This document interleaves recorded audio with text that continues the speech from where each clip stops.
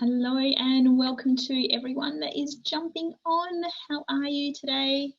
If you are not familiar with Zoom, down the bottom you should have a little chat box. If you can just say hello and let me know that you can hear me. And yeah, what your plans are for the weekend. Sorry, hi Ali, it's Gwen. I'm joining you from Canberra by phone. Oh, so hey Gwen. Hey, how I just thought I'd let you know. Yeah, good. And thanks very much for the invite. I really appreciate it. You are welcome. I'll just chuck you on mute then, Gwen, if that's okay. That's fine. Awesome.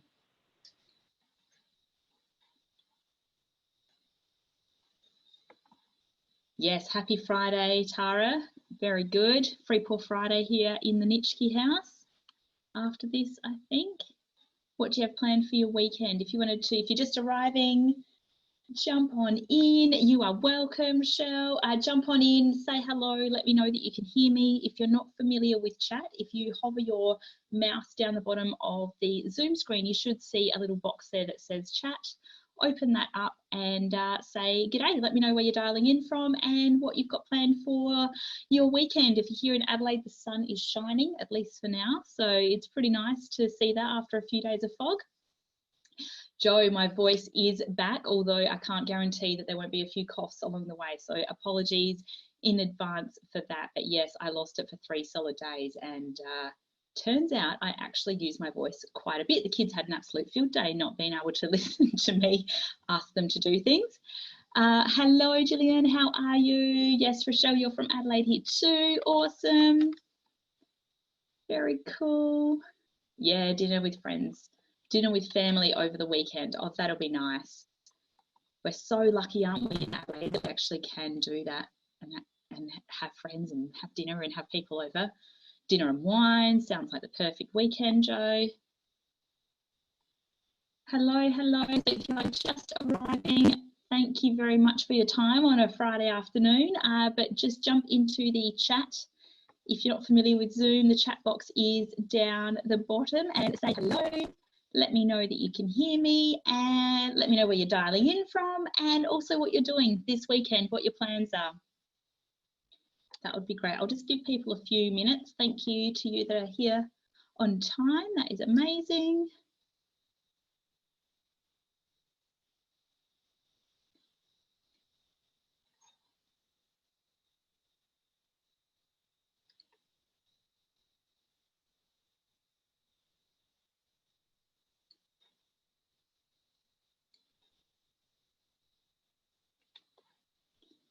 Hello. Oh, packing to move house. Oh my goodness, moving house. I haven't moved house in ages. And there was a period where I moved house like 7 times in 2 years or something. It was awful. Tara, good luck with that. Moving house is the worst, except when you moved in and all settled in. Very good. If you're just arriving, I can see some people jumping in. Just jump into the chat down the bottom. If you're not familiar with Zoom, if you hover your mouse along the bottom, there will be a little box there that says chat. You can open that one up and say hello. Let me know that you can hear me and where you're dialing in from, and also what do you have got planned this weekend. Yes, once you're in, you'll be super happy, Tara. Yeah, it's very good. Once those boxes are unpacked and you've got a bed to sleep in, you'll be sitting pretty. Just give people 1 more minute.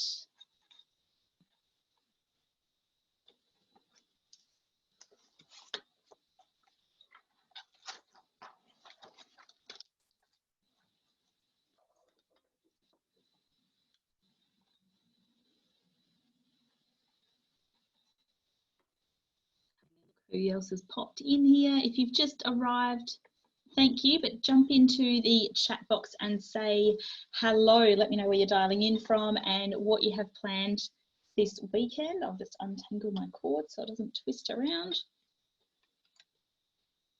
Very cool. We'll kick off at 2:05 on the knocker.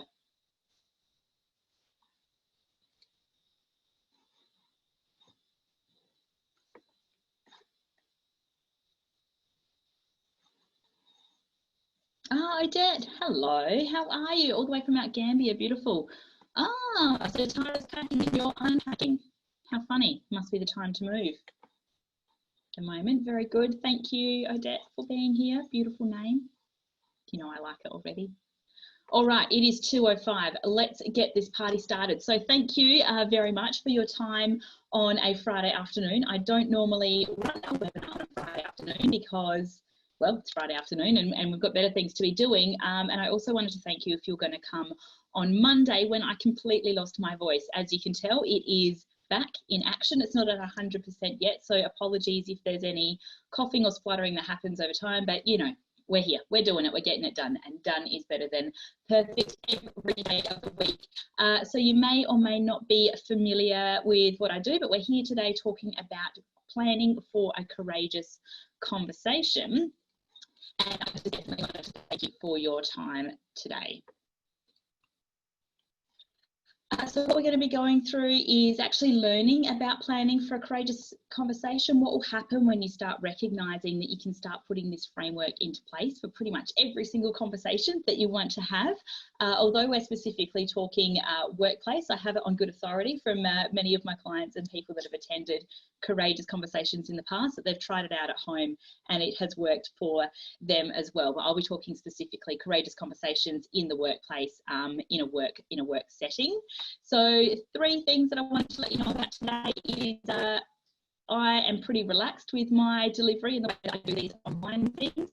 I'm also incredibly extroverted, so it's quite difficult for me to present to my laptop, although I can see you all. But yeah, feel free to jump in on the chat, ask any questions that you want. This is very much an interactive session. So yes, let me know that you are there and that you are still listening.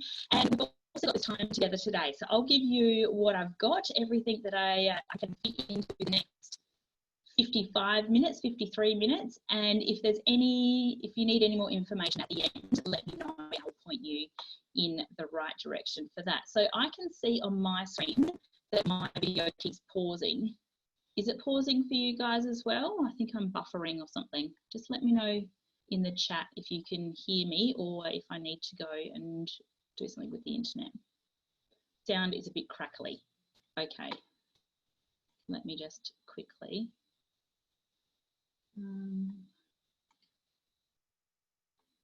Close a few of these things. Good.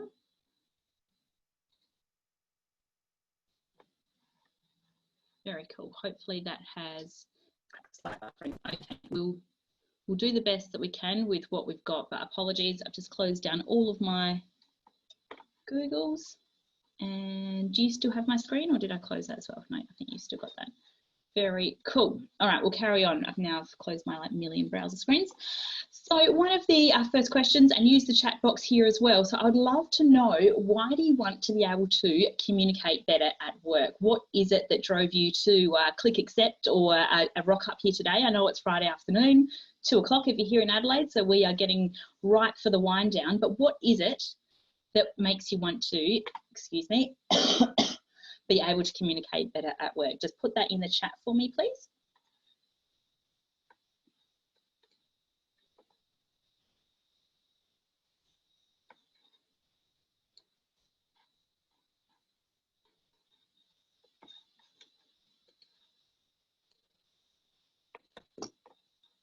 Help leaders to have these conversations. Yes, Joe, this is awesome. Thank you. I know you've got a large group of leaders that you work with that, and we can all get better at communicating. Turns out we're actually not that good at it, something we avoid. So we're going to have a little bit more of a look at that as we go on. Hey, Justin, I can see you've just arrived as well. Managing a few people with challenging personalities. Oh yes, Odette, the challenging personalities or the difficult personalities, absolutely. And we can, Rochelle, always improve our communication, especially the difficult ones, 100%. That is fantastic. If you have just arrived, I've just asked, why do you want to be able to communicate better at work? So what is it that drove you to join in today? I know it's Friday afternoon, so thank you for your time. Not feel uncomfortable. Yeah, 100%, Marianne. Managing people who don't accept news they don't want to hear. Yes, Gillian, unfortunately, at times we do need to give people some news that they're not particularly ready to receive yet. Absolutely. So I need more. we do a lot of work with leaders around conversations, specifically courageous conversations. And we define a courageous conversation as a conversation where we lean into the uncomfortableness of confrontation and have the courage to have a meaningful conversation that leads to, and this is the key part, to progress, resolution, or a solution. So keeping that in mind, we're going to talk a lot about resolution or solution, which of course is talking about the outcome. So we are always outcome focused when it comes to courageous conversations.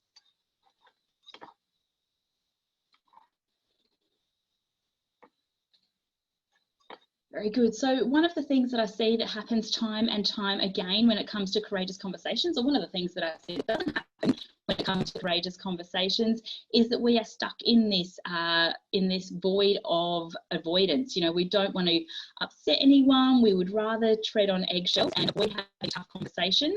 And we don't say anything at all. And it can be super frustrating if you're in a team where communication is really poor, because we spend a lot of time and a lot of energy not having conversations rather than just getting on with it, having a conversation, being uncomfortable for perhaps a short minute, but then we can go on and do much greater things. So I would love to know in the chat, and this is a bit of a rhetorical question, but go for it, answer in the chat anyway, is your experience to date in the workplace, have you experienced poor communication? And how did that make you feel?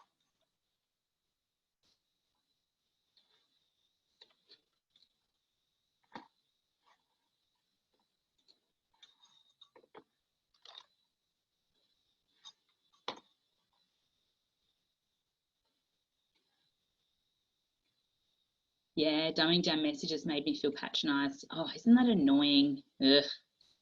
Yes, thank you. Anyone else had some poor? I mean, I know you all have. This is a silly question because I ask everyone and everyone's familiar with it, which is why we've got courageous conversations. But yes, lack of accountability and blame put back. Oh my goodness, the blame game.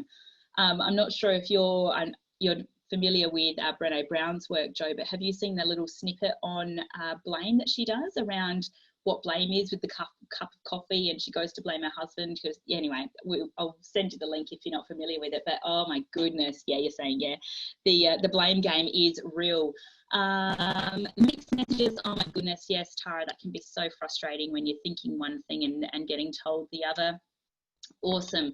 Yes, so I think we can all agree that communication or lack of communication is a pain in the tush when it comes into the workplace, and we spend a lot of time avoiding having those tough conversations. On the flip side, when we start getting really good conversation, what tends to happen is that we're able to build rapport with our teams. We're able to build really great momentum. Everybody's on the same page. We're all heading in the same direction. We're far more productive. Morale improves because we don't spend much time, whinging and bitching about what's going on in the workplace. In fact, we start focusing on our goals and the direction that we're going. So being able to have those great conversations, being able to have really open communication channels, it creates progress, it creates clarity, it creates growth, people are happier, and it also builds trust. So the more open that we can be, the more trusting people are, because we know that there's none of that sort of backstabbing that's happening as well. So I know most of you on here, but if you're not familiar with who I am, I'm Ali Nitschke. I'm the founder of Made for More. I'm a leadership and performance coach, and I started my leadership journey about 15 years ago. I hung up my ballet shoes as a professional dancer and went out into the big wide world to go and get a real job.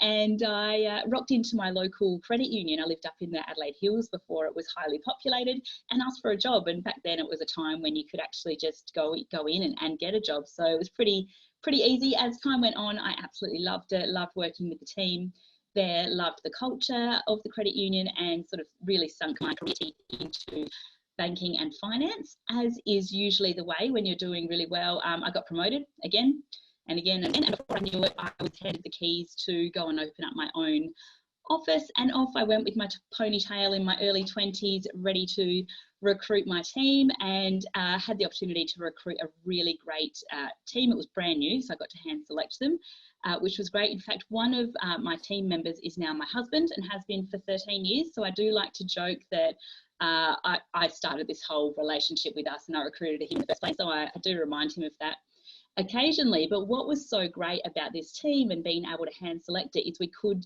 set the boundaries, set the communication standards up right from the get-go, and we were all on the same page and very high achieving individuals, because we got to pick and choose, which was great. And then about 10 years ago is when the GFC hit here in Australia for the finance sector, and working in finance in the GFC, it wasn't a great time to be doing that. It was very, I guess, unstable, but because my team had been performing so well, we were all, the office was closed, we were all disbanded, they were promoted, and I was brought into a new team. I was promoted again, so how it happens when you do the right thing, you get promoted again and again. And I was fronted with a new team of 14 women who were very, very, very unhappy to see me with my optimism and my ponytail, and I was ready to conquer the world and get on top of their toxic workplace, which they had a bit of a reputation for. And as you can imagine, that didn't go down too well, because I thought I knew everything. So I had a real baptism of fire in the courageous conversations and performance management space very early on in my career, and probably spent 18 months really deep diving into improving the way that I communicate and the way that we worked as a team together. Good news that it did definitely improve, took a lot of work and a lot of trust, but we got there in the end. And then about 5 years ago, I had a complete change as well. I had 4 babies in 5 years, which is as crazy and as awesome as it sounds, but it's given me a really different perspective around leadership, around communication. I guess all the learnings that I learned from a textbook or from my own research and studying leadership is blatantly obvious on my children. We tend to grow out of that as we become adults and put on our shields. But yes, a lot of what I learn now and see in my kids is pretty amazing to be able to witness that.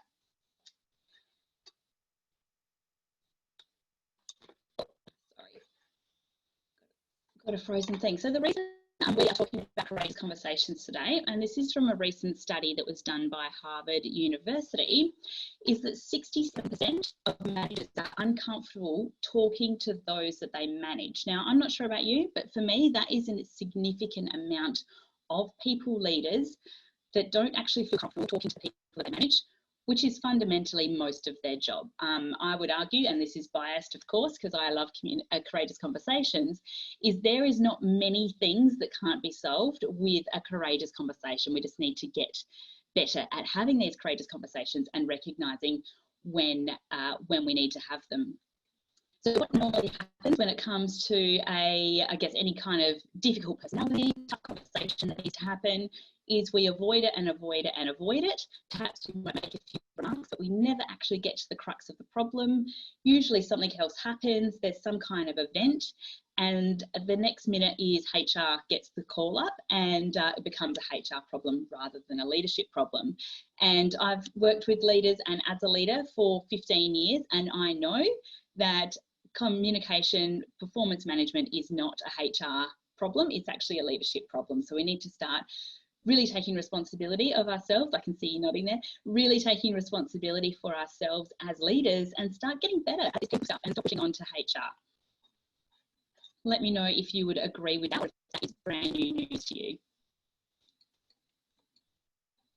Just in the chat box.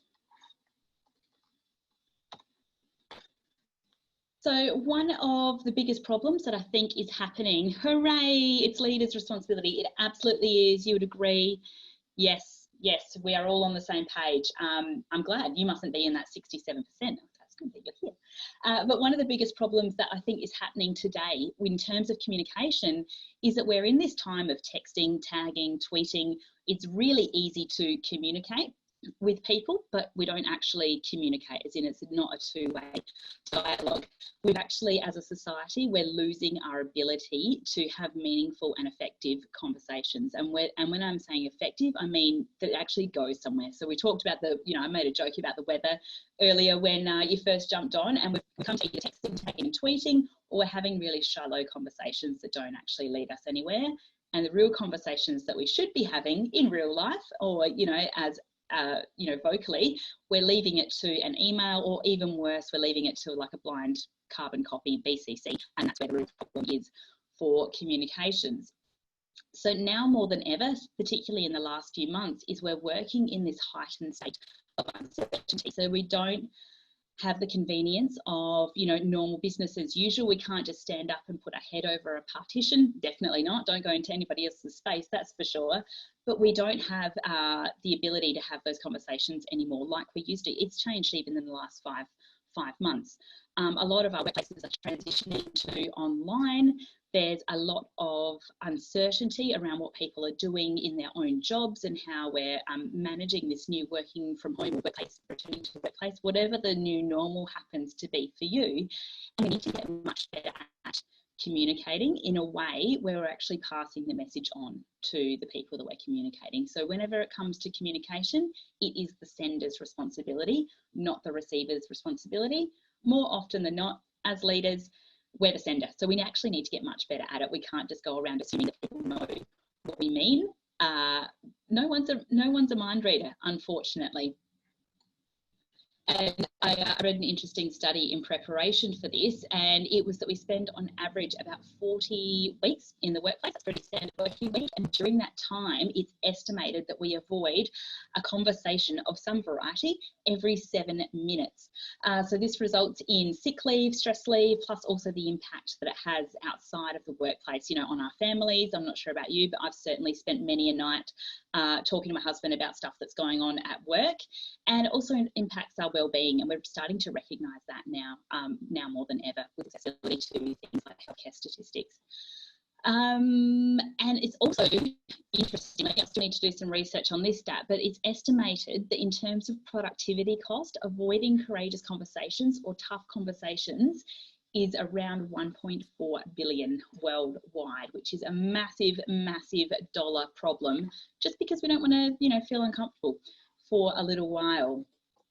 So what I know is that good communication is the bridge between confusion and clarity. I'm sure at some stage you have all been on the receiving end of a message, whether it's an email or, you know, an all-staff info session, and you're like, yes, okay, that was great, I don't need to walk away. You're like, I'm not really sure what it is that we're actually meant to be doing, or I'm not sure what the point of was that message, and did they mean this and not really that. So being really good communicators is certainly the bridge between clarity and confusion, and we want to be clear, because we know that that is the way that we are able to get some progress. And when you start mastering the art of courageous conversations, your whole life improves. You're able to build better rapport. You can start improving productivity. People are really clear on what they're meant to be doing, which means you spend less time clarifying what they're meant to be doing, and you're also spending less time putting out spot fires. So we tend to spend quite a bit of time, you know, just fixing this little problem up here and this little problem up there, and there's so many spot fires being put out that we don't actually have time or resources to get into the real work that we should be doing. So the next steps we're going to go through are the 5 steps to a courageous conversation, and you'll hear me say the same things over and over again. That's me communicating with you to let you know that it needs to go in over and over again. So the first step for any courageous conversation is master your stories. And what I'm talking about here is something that I like to call our head junk, or our itty bitty, and I am sure you're all familiar with it. It's your internal monologue, which kind of gets out of control sometimes. You know, something might happen, and in our mind we're like, oh well, they did that because of X, Y and Z, and no one really cares, and what are they going to think of me, and I can't possibly say anything because then I'm just the whinger, and did you know that every single time we have this meeting, Polly is the one that always cuts me off, and John always steals my ideas, and I never this and I never that, and we tend to catastrophize and make really broad statements. So if you're familiar with that itty bitty shitty committee, which comes to town, and sometimes it can get pretty out of control, let me know in the chat. So mastering your stories is all around recognizing what is actually happening, and it is that internal monologue. And when you start recognizing it, that's when you can start actually controlling it, and more importantly, stopping it. So there's a few different techniques that I use depending on the circumstances. Of course, I've been practicing this for years, so I'm pretty good at it. But one of them is I do like a strategy called the windscreen wiper. It's like a clear. So when we stop and recognise the itty bitty shitty committee, the internal monologue, I just do a not sure if you can see this, yes, you can, windscreen wiper, and just go clear. And that sends a message to my subconscious that, you know what, we're not interested in partaking in that. I've recognised that it's all fake and out of control monologue. And then I can start looking at the next step, which we'll get to in a second. If you are less familiar with your internal monologue, as in not as in tune with it, what we can do is start writing down all of these thoughts. And when we start writing them down, I'm talking pen to paper, don't do it on your laptop or iPad or iPhone, actually pen to paper. And what happens is we can see it on the page and our cognitive function starts processing those thoughts, and we can recognise that perhaps our internal monologue, which was letting our thoughts get out of control, we can start recognising that they don't really make much sense and they're not serving us at all. So really mastering your stories, recognising what it is about the particular situation that you're about to go into is real, and how much of it is your own head junk, and how much of it is the stories that you're telling yourself. Next one is we want to go on a fact-finding mission. So more often than not, when it comes to a courageous conversation, we get a little bit overwhelmed. We're like, oh no, we need to get to the bottom of this, and I'm going to tell Polly what for about in this meeting. And perhaps we've been told by someone else who might have heard it third or fourth hand. And we need to actually start looking at what is real. Like, what are the facts? What do we actually know happened or was said, or did we hear ourselves? And if we didn't hear, see it, or say it ourselves, we need to start finding out where the point of truth is. And a really good self-coaching question to ask yourself when we're going on this fact-finding mission is that true? And how do I know that that is true? And start looking there. And if we have heard it third or fourth hand, we really want to, and this is before we've had a courageous conversation in any way, we really want to get down to the most purest form as what actually happened, and what were the circumstances that happened. Importantly, remembering if we're hearing it from someone else, they've got their own head junk going on as well. So being able to recognise what is their head junk and what actually happened. This is another classic example that I have recognised with my children. I've got a 5 and a 7-year-old, and they are ripe for dobbing on each other. And they're also very good at conjuring up stories about what could have possibly happened. There's 4 of them, and sometimes the little one ends up crying, and before you know it, there's an entire imagination story that's come to light, which of course is not true. He just fell over or something. That's what I'm telling myself anyway. Step 3 of our courageous conversation is begin with the end in mind. So I mentioned when we first started that we want to be outcome focused, so resolution or solution. When we are preparing for a courageous conversation, we master our stories, we know what we're telling ourselves and what's rubbish, what's the head junk. We throw out the head junk, you don't need that. We've gone on our fact-finding mission, we know what actually happened, we know what the truth is. So now we've got that information, what do we want to do with it? What do we want the resolution or solution to be? Where are we going? Where are we going to take this person on this courageous conversation journey with us? And if we do want that to be the resolution or solution, what do we need to do to make that happen? You know, is it that we want to give them a warning? Do we want to let them know? Is there a coaching gap that we need to look into? Is there a capability gap that we're actually not aware of? Are we not being clear enough on our own communication, and this person might actually just need to recognize, or they might need to understand what it is that we're asking. So beginning with the end in mind, a bit of a brain loop there, brain bend. Beginning with the end in mind, where do you want to go?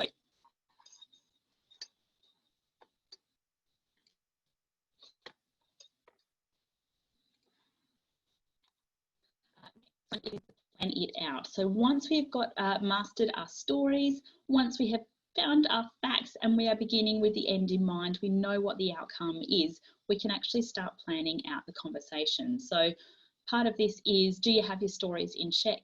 Do you have the facts from everyone involved? Do you actually need to check in with HR as opposed to passing on as a HR question? Do you need to get some more information or clarity on the outcome or resolution that you're looking for? And is that a HR question, or is that something that you can do yourself? And do you know where you want the conversation to finish? Planning it out is very much about looking at these, the 3 earlier steps and saying, okay, what is it that we're going to do? Which direction are we going to take it in? And then our final step, when my mouse comes back here. Final step is to hold the space. So this is so important when we're actually having a courageous conversations, and you would know this from your own experience, that we don't want to be having a courageous conversation or any kind of conflict where it's not an appropriate, and I'm talking environmental space, it's not an appropriate space. You're not going to do it in the middle of the floor, you're not going to do it in the middle of a staff meeting, you're not going to do it out on someone's lunch break. Is actually creating a space somewhere that's private, because more than likely the reason we avoid courageous conversations is we're worried we're going to make someone cry. Hot tip, people cry. It's okay. It is absolutely okay to cry. It is a release, and we need to go through that step to actually be able to get to the next step, which is our resolution or solution. So having a space that is conducive to being able to let someone have that release, that is quiet, where you're not going to be where you're not going to be interrupted.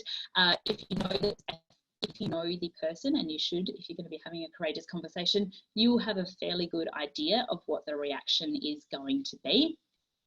And there's some strategies that you can use. So if someone is crying, we can use words like, let's take a moment before we can continue. Offering empathy and compassion more often than not is people cry because it's either unexpected or they've finally not been caught out, but they've finally needed this conversation to recognize that there was a problem going on. So usually it's performance based or behavior based, and there's usually either a capability gap, as in people don't know that that's what the expectation was, or they don't actually know how to do what it is that we're asking them, but they didn't know how to have the conversation with us to say, I don't know what I'm doing and I really need some help. So one of our mottos at Make More is to give people a generous assumption, and that means assume that people are trying to do the right thing, and most people do try and do the right thing. The reason they don't is because they don't know better, or they're unaware that they're not doing the right thing. It's actually that keeps coming back. Oh, Joe, you have to give them the flick again. Another one is that there is, say bye, send them on the road. Another one is that we are worried about anger. So this is our classic fight, flight or freeze response coming into effect. Of course, we're not going to be attacked by another tribe. Hopefully not. We're not about to be attacked by a saber-toothed tiger. If there is a chance that you're going to be punched in the face and there is a fight risk, definitely plan your space for that and make sure that the environment is safe for everyone. So silence is another one. So we either get violence or silence usually, where people don't want to say anything, normally because they're on the verge of either anger or crying. So silence is something where we just need to start probing to get more information. And one of the biggest things as leaders that I see all the time, and it's because we get so used to thinking that we need to know everything, is that we listen to respond rather than listen to understand. And what we're wanting to do when we're having a courageous conversation is actually find out how we ended up here in the first place. What were the circumstances that led us to this place? Where was this person coming from? I know I've had staff in the past where they've done some really silly stuff. This is certainly in the banking and finance days. And I'll be like, okay, so this is what's happened, X, Y, and Z, the behaviour or the incident. Can you tell me what your thinking was around that? And in my mind, the shitty committee or the internal monologue, in my mind, I'm like, oh, they don't know what they're doing. They're trying to absolutely ruin my day. They're not trying very hard. They don't care about our members back then. And then from their perspective, can you tell me what was happening here? Oh, what I was thinking was this would be a really good way to X, Y, and Z. And that just hasn't come across. It's been a mismatch in communication and understanding. So these are our 5 steps. Master stories, go on your fact-finding mission. Begin with the end in mind. I can't express that one enough. Plan it out. So once you've done those 3, actually think about how you're going to have the courageous conversations, and then hold the space. Find a great spot where you can actually have a conversation that leads to a resolution or solution. And if for whatever reason more information comes up during your courageous conversation and you need to go and dig a bit deeper, go and do that. There's absolutely okay to put the pin in the conversation and go and gather some more information. And same thing if the person that you're talking to is quite upset. Give people the space to be able to process that as well. Does anyone have any questions on that so far? Let me know in the chat box.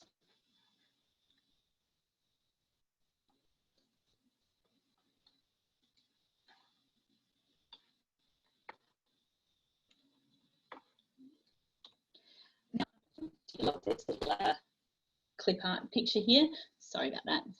Excel's not my strong suit.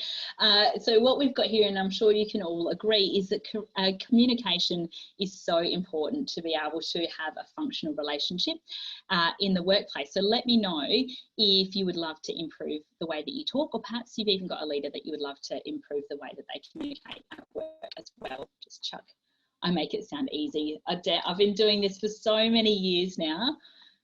There's a process and a formula. Yeah, you get really used to it.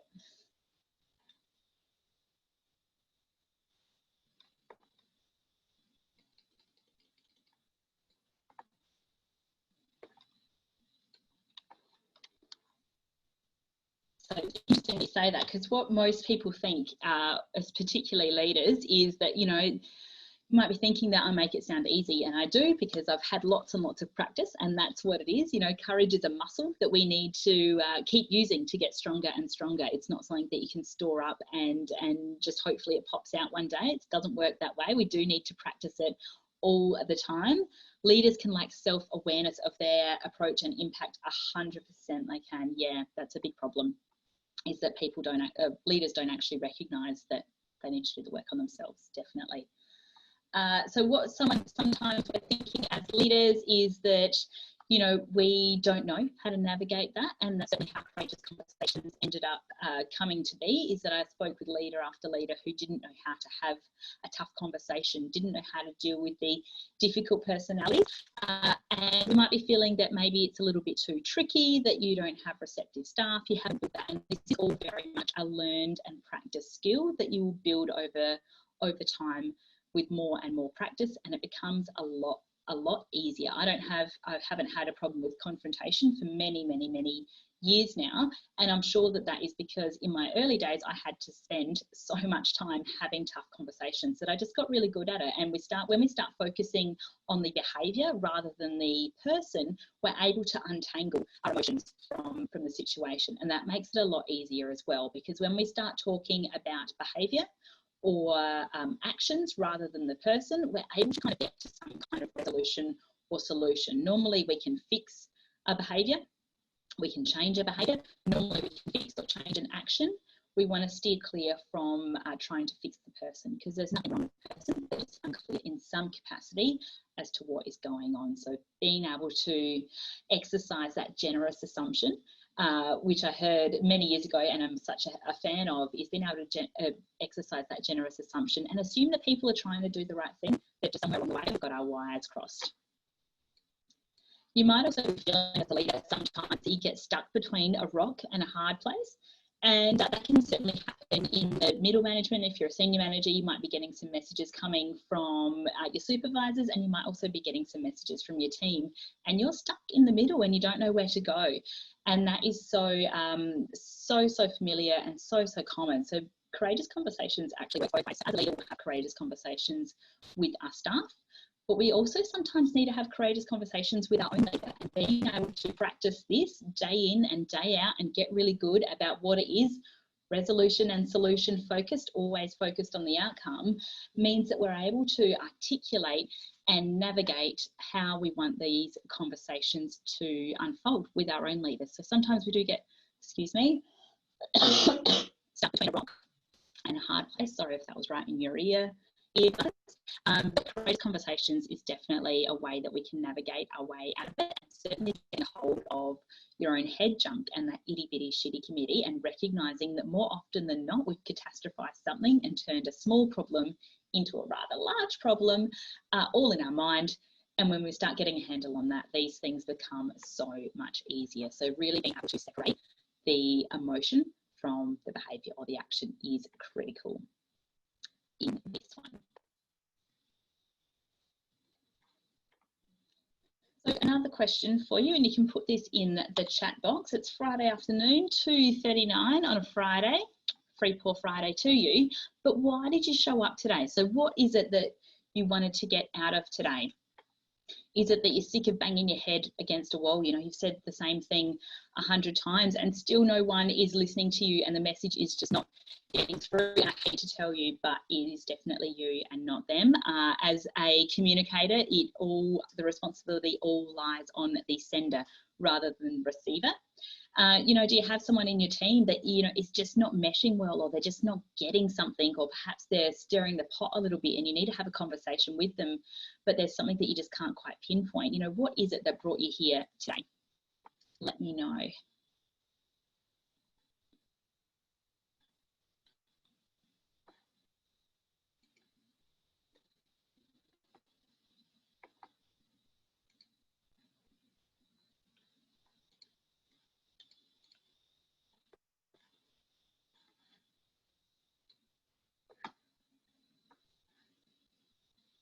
Yeah, absolutely. There is just, you are an experienced and switched on leader. I know you've had plenty of courageous conversations in your time, but we can always learn, and we can always improve on conversations. So even if you get one thing, and I'll ask you for that in a minute, even if you get one thing that you take away with you, oh, you know, these communication skills, they can just really turn a lot of things around.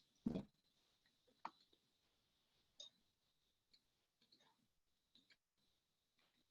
Does anyone else want to share why they showed up today?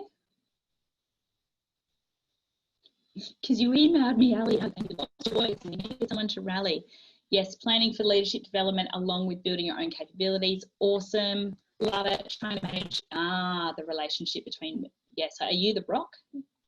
No, you're the person between the rock and the hard place there, Odette. Yeah, tricky place to be. Oh, honey. But courageous conversations are the key. Which way do you need to go? We can talk about that after if you want. So there's a few things we can do from here. You can go the slow way. You can follow the 5 steps. You know, get a hold of your stories, fact-finding mission, and follow those 5 steps to be able to have your courageous conversations. And 100% you can do it. There's a download as well. I'll put that in the chat. If you want to have a copy, otherwise I'll email it to you shortly. Maybe 4 more. I'll email it to you after this as well. But you can jump on there and actually grab the 5 steps to a courageous conversation. Or we can go that way, and you can do it that way, and it absolutely works. Tried and tested. Practice is definitely the key here. Or there's another way that you can do it. And come on, mouse.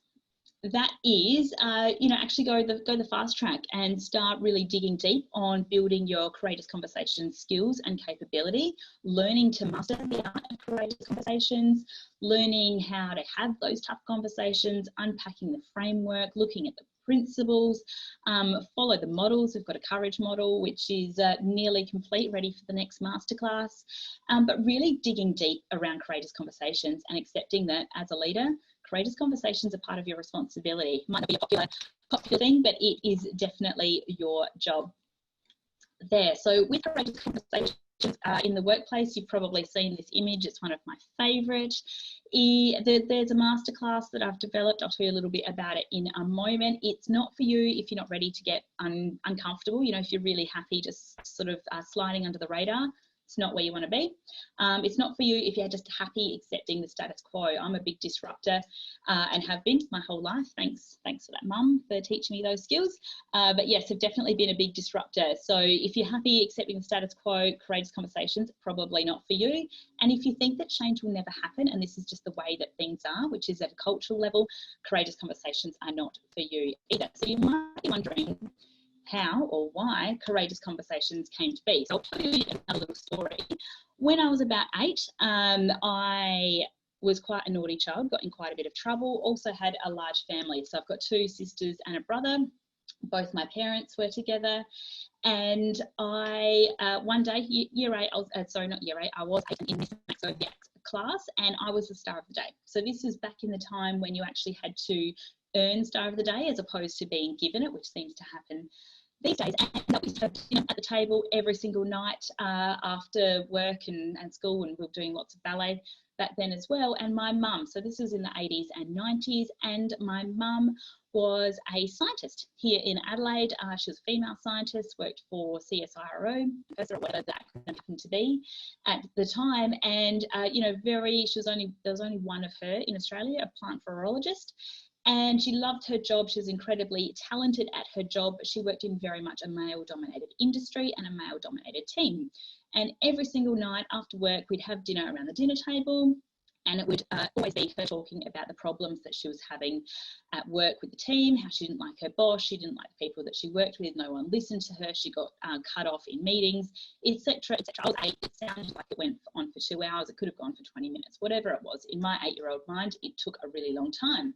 And on this particular day, I was the star of the day, and I got in quite a bit of trouble, as I said, as a kid, and I was super duper proud that I was the star of the day. I'm like, yes, I'm going to tell her, and I'm not going to get in trouble for at least 3 more days because I'm the star of the day, and I have done really, really well here and worked really hard.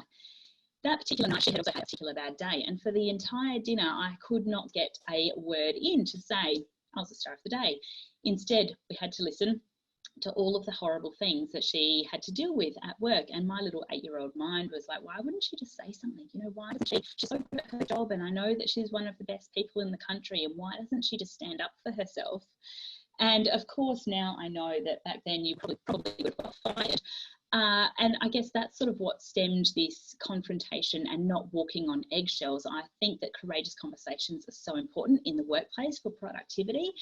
But there's the silent bit that we don't see, or the invisible bit that we don't see, is that people don't want to take the junk home from work, but we do. And there are little alleys around the table that are having to listen to their parents talk about the horrible day that they've had at work, whether it's, you know, that with their boss or with their team. And I think that we can definitely improve this space by getting better at communicating. So that is where Courageous Conversations has come from. 8-year-old me, a long time ago, went on a bit of a mission to change the way that we communicate at work.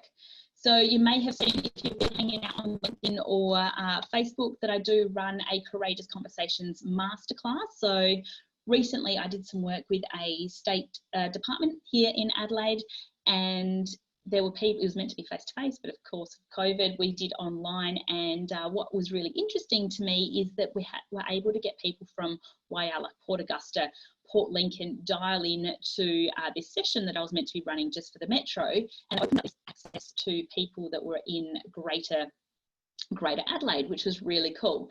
So normally Courageous Conversations as a masterclass, there's 2 options now. There's the intensive, which is a full day masterclass, or there's also a staggered option, which is over 3 shorter sessions and online, meaning that you can dial in from wherever you happen to be, meaning that we can actually get courageous conversations happening far greater and far wider than just little old Adelaide here.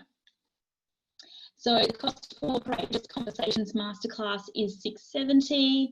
I do have a bonus at the moment. So if you wanted to book in within the next 48 hours, there is a one-on-one strategy session. So we basically will go through and unpack whatever the problem is that you happen to be having in the workplace, and I can give you the scripting if you want to go scripting, the strategy on how to actually plan, have that courageous conversation. I help you unpack your own head junk as well. So it's very much a tailored session there. And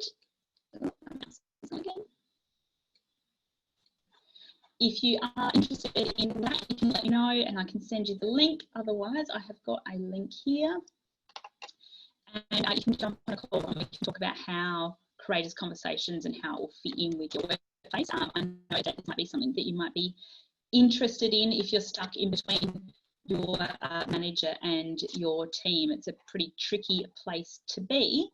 But otherwise, I will leave you with the 5 steps. If you are interested in the download, I've put the link there in the chat.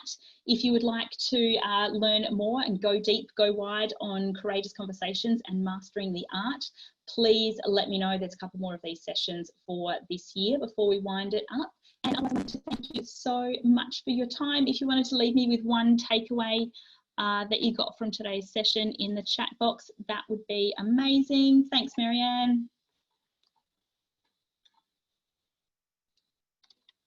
Thanks. Oh, hey, Meg. I didn't see you jump in. How you doing? Time to be comfortable with being uncomfortable. That is true. Got to lean in. Very good. Awesome. All right, head chunk. Yeah, it's good. Very cool. Thank you. If you do have any questions, you can find me. LinkedIn is where I hang out, or Facebook, or send me an email. I'll send you a replay shortly. Have an amazing Friday afternoon. Have a great weekend. I will catch you guys all soon. Bye-bye.